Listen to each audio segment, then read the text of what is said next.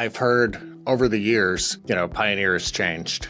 I mean, there's tons of different growth models out there, but the grinders model, it's almost like they looked at Pioneer as like their single use case and made this whole growth model.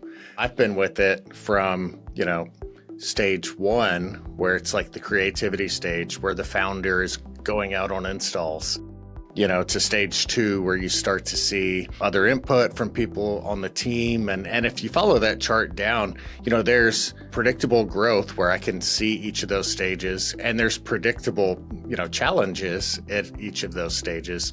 But we've kind of moved to that stage of partnerships that allow you to grow. Yes, PioneerRx has changed. I think any product that's going to stay relevant is going to have to, though. I think Jeff and I were out on a couple of site visits, and we used to go see a lot of pharmacies and just like, hey, what are you doing? Why? What do you need to be doing? We were in a pharmacy, and I won't name or shame them, but they said, I'd like Pioneer a lot more if you'd stop releasing so many features all the time. Jeff looked at him and he was like, hey, if you want a software that's not going to change and continue to get better, then you picked the wrong software. It was interesting to tell a customer, like, hey, that can be a culture that can be something you want, but that's not what we're going to do. It's easy to say Pioneer changed, and I've heard more times than I could count, since RedSail bought us, Pioneer's done worse or done this. I was in a lot of those features. I designed a lot of those features that when we rolled them out, immediately I took hundreds of angry calls of like, hey, why did you do that?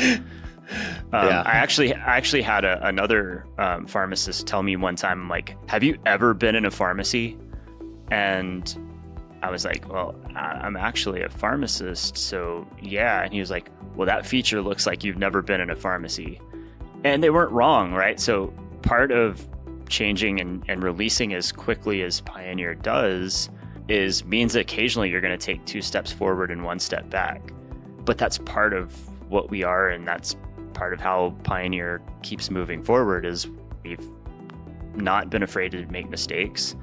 And I actually think that's one of the things that I respect most about when RedSail came in, was their general plan was don't break Pioneer, and not only let us keep doing those things, but encourage them with investment dollars. And if you look at it, the vast majority of people who would have been considered Pioneer leadership are either still here or are still here in expanded roles.